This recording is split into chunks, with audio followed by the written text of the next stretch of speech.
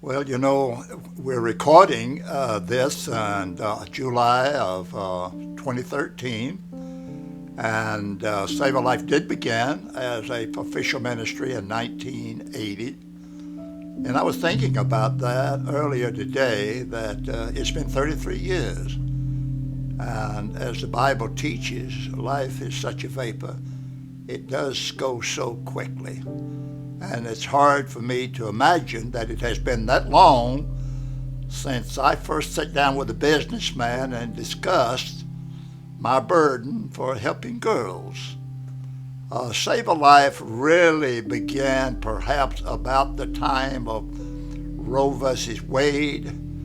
But there wasn't anything at that time that I felt pressured to do. I knew that what the decision was wrong. I knew that it was an awful mistake, and I really felt I was so naive. I really felt that this issue was such a horrible issue that the churches in this country would not tolerate it.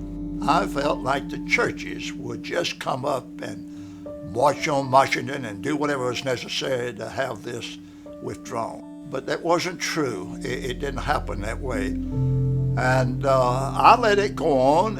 It was in my heart, but I had other things that I was ministering as I began the Wales Goebel ministry in 1967. And we were involved in those days with a lot of juvenile problems such as drugs and alcohol and family situations. And I really felt that maybe the abortion issue to me was two things. I thought it was a woman's ministry more than a man. I thought it was a church ministry more than a small ministry like the Wales Goebel ministry. So I used that as an excuse, probably not to do anything. I had seen some of the pictures of the aborted babies, and that troubled me. I shared this with my wife, and many times at night we prayed about it, and my wife, bless her heart, was always supportive, but she felt like this was something that I should leave to somebody else. And I really tried to do that. One of the things that you learn when you're Christian and God calls you into the ministry, you can go all the way back to the Bible. You find that nobody that God ever called comes easily.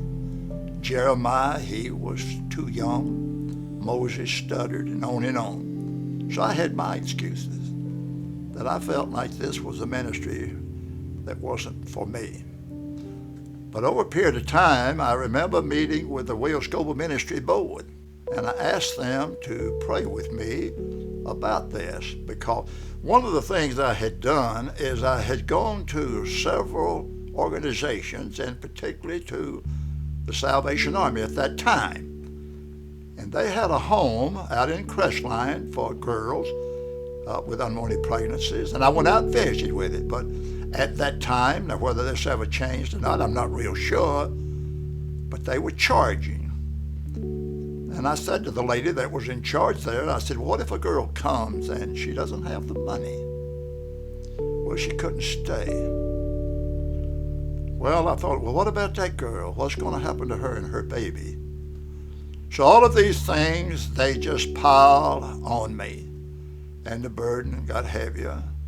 And I think there's several things. That was a real turning point. I attend Briarwood Presbyterian Church, and I have a pastor who's now retired, Dr. Frank Barker.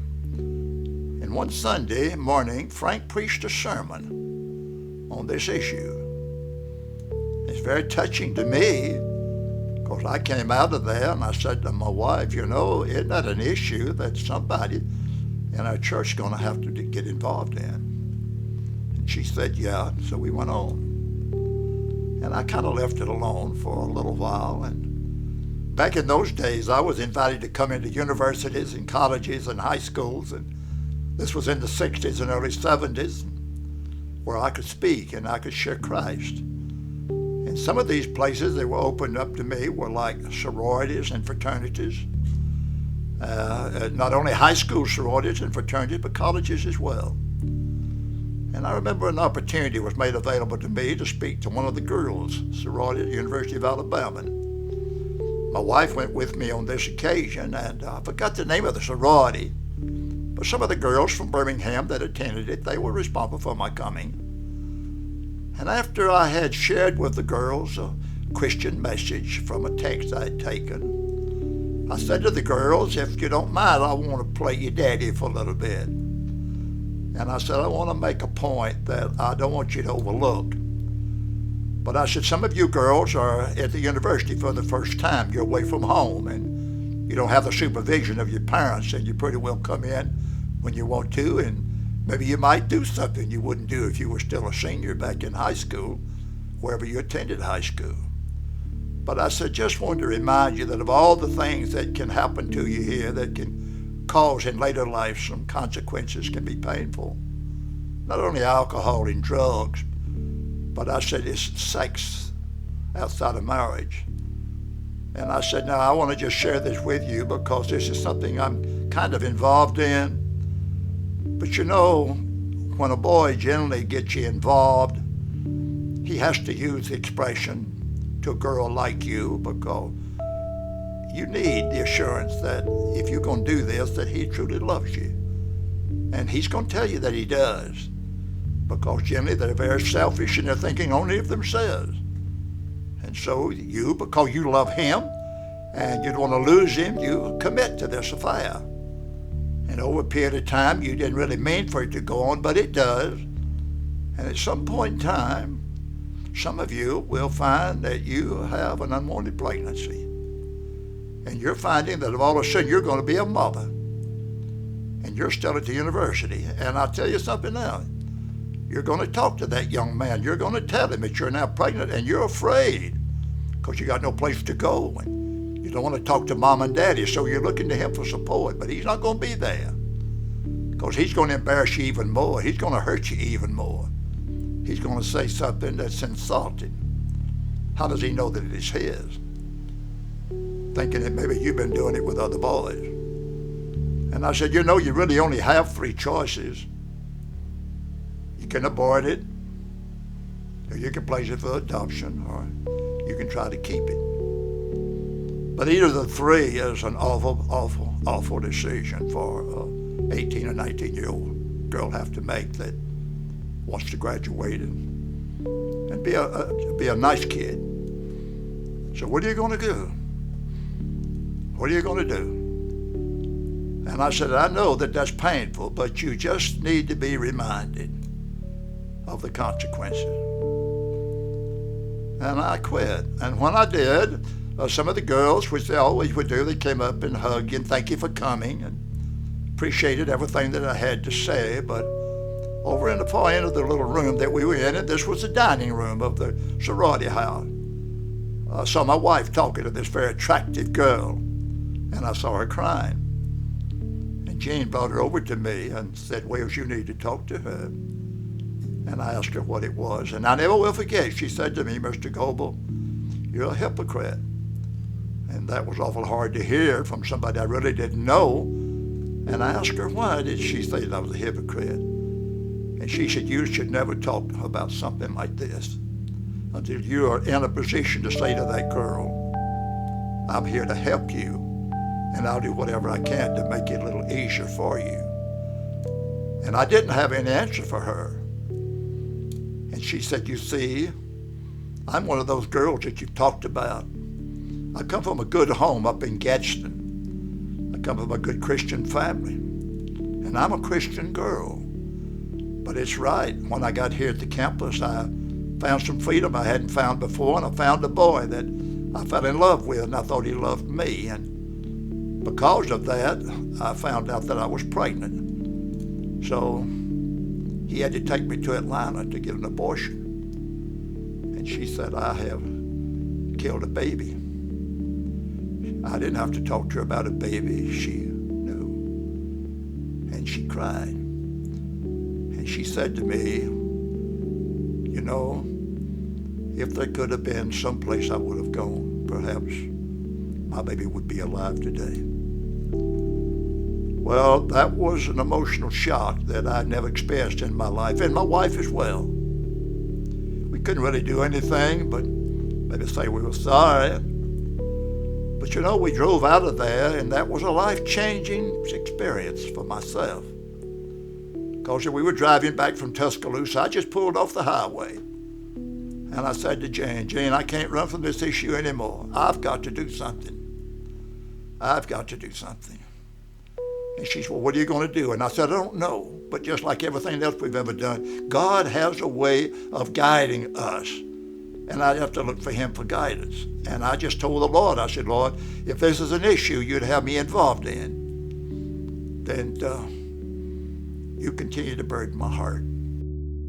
One of my favorite Psalms is a great promise in the Bible. It's found in Psalm 48. It's a promise that God makes to Christians that whenever we take on a responsibility, the psalmist says, I will guide you all the days of your life. Now, when Jane and I had prayed, and I finally shared with her that I was going to do something to start a ministry of helping these girls, I received a call from a businessman. It's one of those guidance kind of promises or calls that you get. I'd known him from my church, and he had told me that he and a group of businessmen met at a place downtown called the Downtown Club. Today it no longer exists, but it was a businessman's club, and they had a luncheon there each day, and not each day, but once a week, and they had a speaker. And somehow the speaker wasn't going to be able to come, and this man asked me if I'd come down and share with him, and I said, sure. So when I went down, I shared with him about the abortion issue, and I said, I know this is going to be an unusual message today, but I want to share something with you that God's put on my heart. So I shared a little about what was happening in this country and what a tragedy it was that we were tolerating, putting up with it, and I'm sure that some of the businessmen there had probably not paid a lot of attention to it themselves. Well, I closed and I left, and everybody shook hands, and that was it. But when I got back to my office, my secretary told me that I had a call, and I knew the businessman, wonderful Christian businessman, and I called him, and he asked me if I had time the next day would I come by and see him, and I told him that I would. And so when I went by, he said, tell me about your burden about the abortion thing. So I told him. And he said, how could I help you? And I said, financially. Now, one of the things, and the reason I mentioned this, is that when I was trying to figure out which way do you go, what do you do, how do you go about an abortion ministry? Well, I found out by going to the churches, which were the evangelical churches that I'd spoken in Birmingham, and I'd say about 8 or 10 of them. I don't mean this to be mean, but this is just the fact. When I'd gone to these churches and I'd talked to these preachers and I'd asked them what they felt about this issue of abortion. Well, being evangelical, they thought that it was wrong, and I asked them about what would they think about me coming to the church and giving a sermon on it. And they thought it was too controversial, that we shouldn't do that. And so I walked away even with a heavier heart, and I thought, well, if the church is not going to do it, it must not be all that important. But somebody told me about the Catholic Church and told me that they were strong pro-life people. So I made an appointment with one of the priests at one of the Catholic churches. And I went down and I spoke to him, and we talked about the issue of abortion. And in my conversation, I asked him the question, why is it that the Protestants are so involved, or not involved, in the issue of death as the Catholics? And he just said to me, you know, Mr. Goebel, life has always been important to the Catholic Church. But he said, may I make a suggestion to you? He said, there is going to be a seminar that's going to be held in Chicago. And I think you'd be interested if you would attend that, because it's a pro-life seminar. Well, at the time that they were going to have it, I was going to be in a revival meeting that I had promised to preach a friend of mine. But I had a friend that went to my church that was retired Marine colonel. And he had approached me about volunteering to help me if I began a ministry to help these girls. And I called him and I asked him if he would go to Chicago and attend these meetings and find out and get some information. So we sent him to Chicago, and so he was there for 3 or 4 days and came back, and all of a sudden we had all of these films and these pictures, and it was terrible for me to look at, but we looked at it. So I decided that if I was going to get this to the people, I was going to have to show them these films. And so what I decided to do is I would invite some people to a Chinese restaurant here in the Hoover area, and I would tell them that the dinner was going to be free, and then I would show them this film.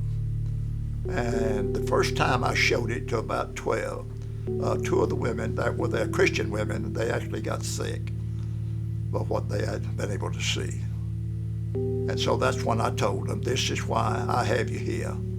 I need for you to work with me to help to do something to stop this. And some of them volunteered, and so with the help of the businessman, I went to my lawyer, and I told him I wanted to start another ministry alongside the Wales Goebel ministry, and I wanted to call it Sav-A-Life. And I never will forget, he said, why are you calling it Sav-A-Life? I said, that's what we're doing.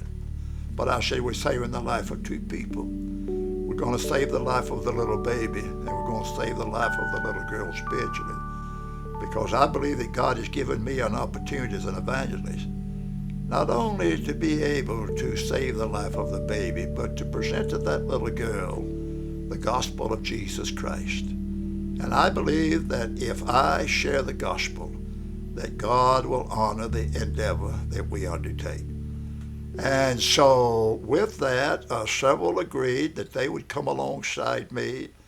And so we began somewhere in 1980, we established our first Sav-A-Life ministry, and it was held in the office that I have in the Mountain Brook area. And it was not a convenient place, but we stayed there for a while, and then we moved.